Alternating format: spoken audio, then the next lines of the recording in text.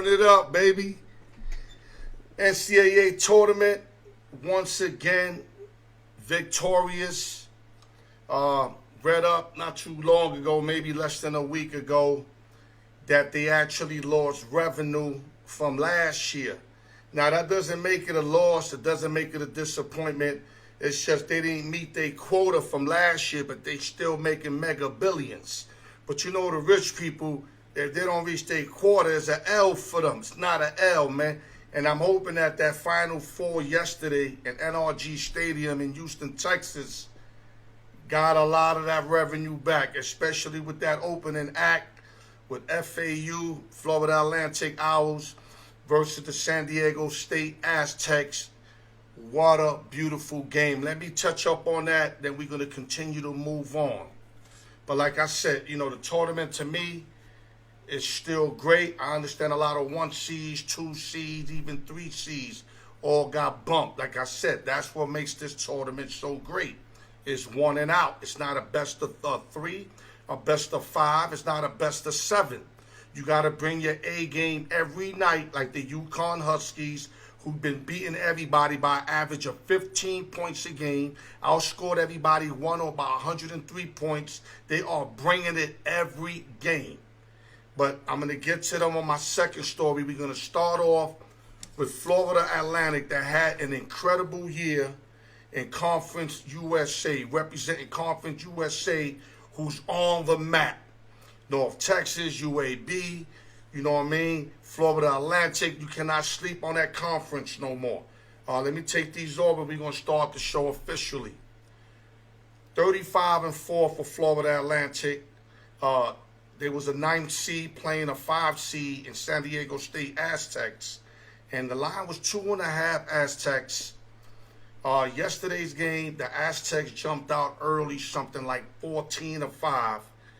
And then FAU outscored them something like 35-19 the rest of the way and took a halftime lead of a 7-point halftime lead. They had a 7-point halftime lead. It was a real good game. It had a bunch of runs. I knew that the Aztec would come back because that's just their style. I told Sportsbook Jeff and another my buddy that was in their hedge, if they can get within single digits by the 10-minute mark, they will win the game.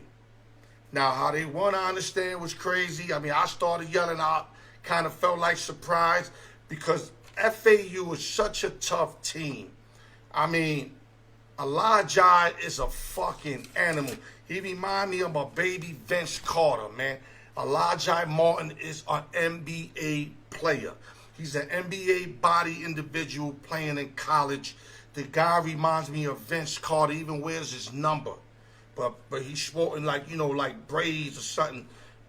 Carter's bullheaded, you know, but I'm saying, but everything else is similar when Carter was at North Carolina.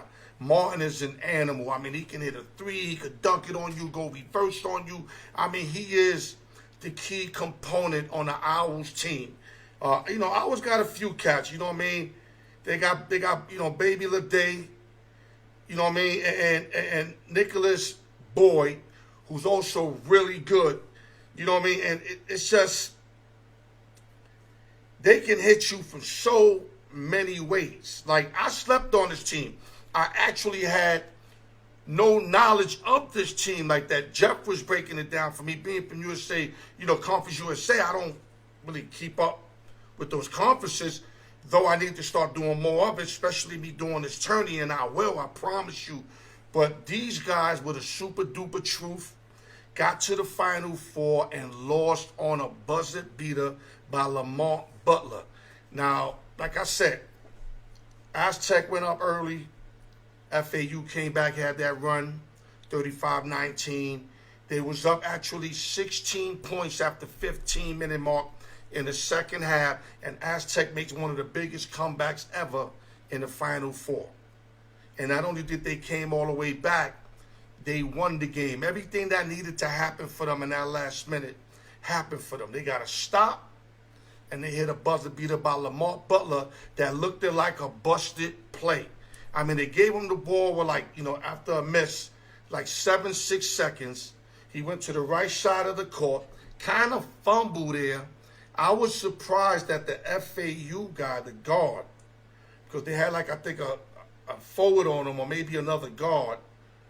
He faded to the other guy. Maybe it looked like Butler was going to make a pass. I mean, I never seen him make a pass. He just dribbled and he just went left. I didn't see a pass. Maybe a pass would have came if the defender would have closed in on him. But the defender faded. And when he faded, Butler hit him like this, created space, and he looked like he shot it with one hand, bro. The left hand looked like it never was on the ball. It was a one-hand buzzer beater or net. I mean, a dream shot in the Final Four. Lamar Butler would never, ever forget that shot as long as he lives. I mean, never, ever. In a great, great game. I mean, this game was incredible. It had everything that you wanted it. I mean, it had big leads. It had flip-flops. I mean, I just felt FAU at the end was going to do enough to win. Though I called the upset, not the upset, I called the comeback. Let me say it correct. I called the comeback. But my man, let me tell you something, bro. 72-71 on that shot by Lamar Butler. I mean, they didn't cover the spread. It was 2.5. They end up winning by 1 on that shot. And I just feel so bad for FAU because they played the better game. Let's keep it 100. Not only that, the Aztec missed a lot of free throws. Let me tell you exactly how many free throws they missed. I got to look it up because I didn't mark it down. The Aztecs were 13 for 22 on the line, and the Owls were 16 for 21, 76%, and the Aztecs was 59%. That alone right there I thought was going to cost the Aztecs the game. Not to mention it just looked like FAU played a better game, but experience here took over. Salute to the San Diego State Aztec, who they going to their first ever national championship game. The state of San Diego is going nuts. I mean, if you watch the Padre game today, you had everybody with the San Diego State jerseys on, the college San Diego State basketball. I mean, it is lit over there, lit, as they move on to go to the national championship game. Salute to the Aztecs. And I just feel really bad for FAU, who was one stop away from making their first visit ever. They got nothing to put their heads down. Nobody expected them to go this far. I mean, they accomplished so much and put the Conference of USA more on the map. Salute, man. I mean, them guys, let me tell you something. They would have went to the chip. I'd have definitely took them with the points and maybe sprinkle a little money line. That's just how hot they were. Let me go to game number 2.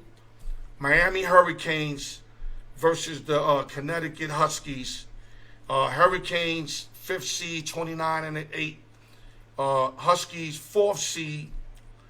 What's their record at? What did I put? 30-8. So, one thing about the Canes, I didn't mess with them or Turney. I kind of faded them with teasers. I covered a couple teasers like with Drake covered. But they definitely got me on that Texas game. And they just played every game. I mean, the Canes just, to me, overachieved, if that makes sense. Because I understand they got talent. But to me, they overachieved. I just felt like they overachieved. I mean, I love their guard play. Wong is a fucking animal. Wong's an animal. Jordan Miller, Bensley Joseph off the bench. They got a kid that looked like Winslow, the NBA Winslow that played with Duke. He couldn't do nothing yesterday with them bigs in UConn. But Miami, salute to them also for a magnificent year. I mean, I didn't expect them to go to Final Four. I'm pretty sure a lot of other people. Now, coming out the ACC, them winning the ACC, then maybe some people took them. I didn't take them. I didn't take them that serious. I just thought they was a team with talent that would fold late. And they didn't fold. They went to the Final Four and got their ass whooped because the UConn Huskies are for real. I mean, the Huskies not only are big, they could score. They got one of the best jump shooters in Hawkins and remind me of a baby Ray Allen out there. How he just releases it so quick and he's money. And he even played with a stomach infection yesterday, which a lot of people didn't know about. I notified Jeff with that. And that's why we really dubbed the Canes to cover the spread. But we lost out on that. They went up early, 37-24, end up winning 72-59. A team that averages 80 points in the Canes were held to 59 by the Huskies. The Huskies are like fully built.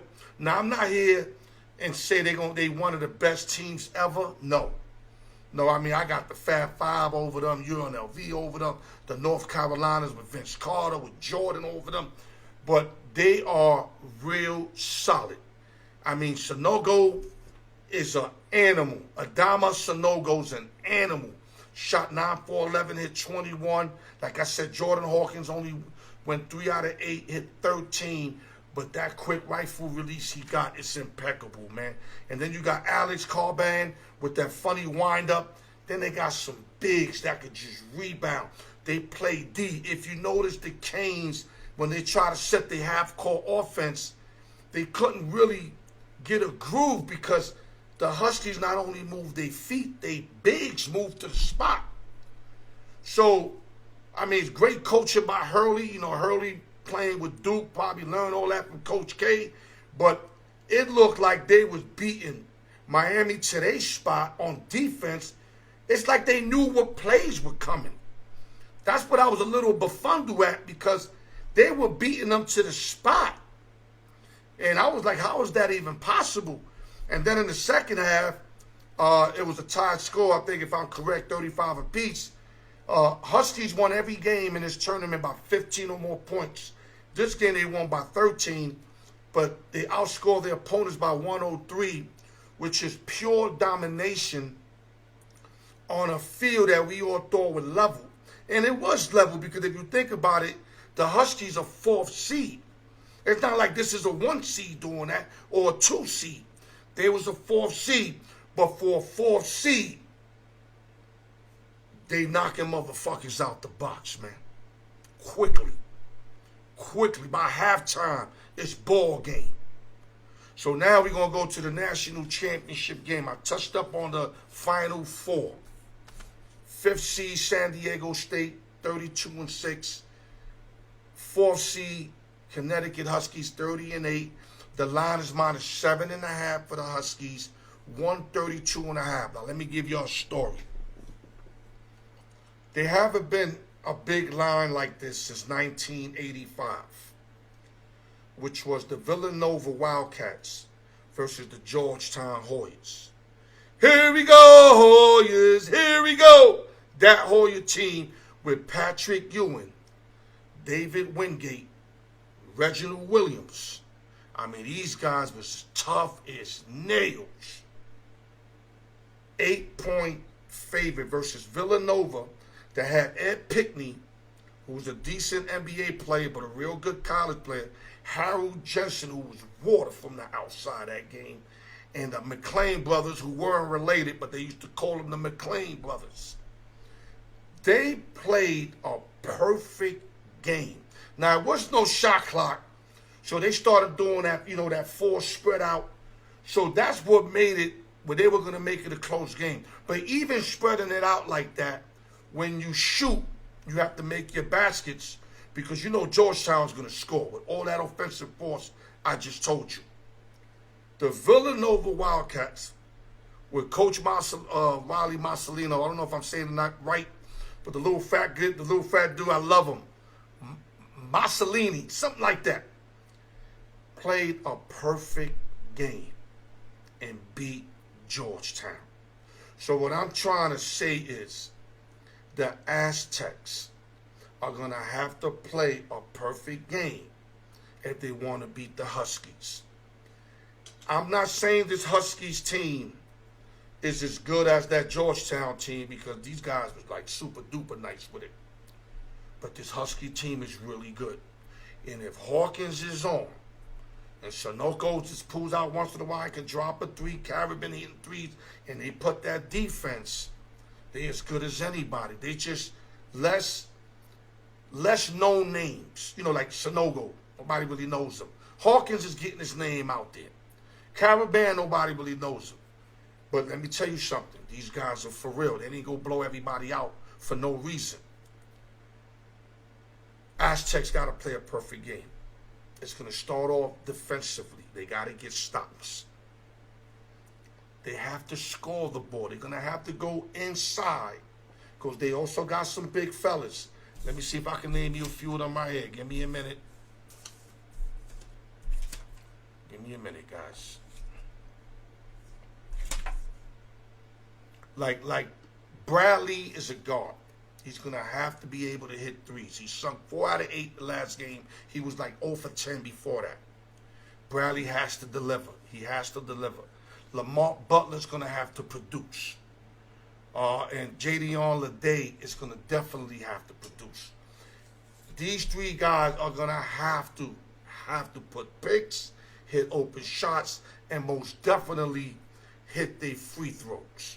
So this is a game they're going to have to win on all phases. Not 2 out of 3, but all 3 phases. Defensively, they got to make their free throws, and they got to make their open shots. If they want to beat the Huskies tomorrow night at NRG Stadium in Houston, Texas. Because right now, if it just plays out like every other game's played out, just got blowout written all over it. Because I could see San Diego State 1 shot and done.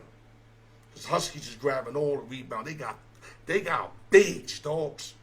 These guys got bigs. They move. I mean, they work together. They can score.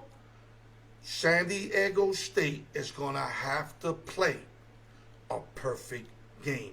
If they played a 7-game series, I would say the Huskies will win 4-1, maybe even 4-0, but I'll say 4-1.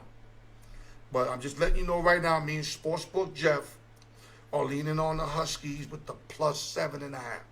I'm going to buy half a point, make it +8, just to get the 8 number out there. And if it doesn't happen, it don't happen. I think the Aztecs trying to win their first championship ever. I think that's going to have a lot to do with their effort. On top of it's just a chip game in general. It's messing with history. UConn got a few of them already. Aztecs ain't got nothing. So if they go out there and somehow can play hungrier than UConn, they'll have a chance. But if UConn can match their intensity and they can score at will, it's going to be a long day for the Aztecs. But I'm going to take the Aztecs, me and Sportsbook Jeff. Sportsbook got them 7.5. I'm going to spend the extra $10, buy the hook, get them at +8. I think +8 on a team that never been there, is hungry, wants it more than anything, should be able to cover 8 points. And with that, I want to salute the NCAA for another great showing, another great tournament. I want to salute my man Sportsbook Jeff for helping me complete this March Madness with the national championship game. He couldn't be here tonight. He's working. He has to take care of some stuff. And he did tell me to salute his man, Reggie Hitman Harlem, to make sure I get him out there, salute him. Big St. Louis Reds fan. And I never met him. But like I said on my last show, God bless him, his family. Rest in power, big man. And Jeff, I'll see you soon. I know you're going back to St. Louis. I'll probably see you the Friday after this Friday. Safe travels. Enjoy the game tomorrow. Let's hope the Aztecs can make it a game. Al York Sports, the raw truth. Love y'all.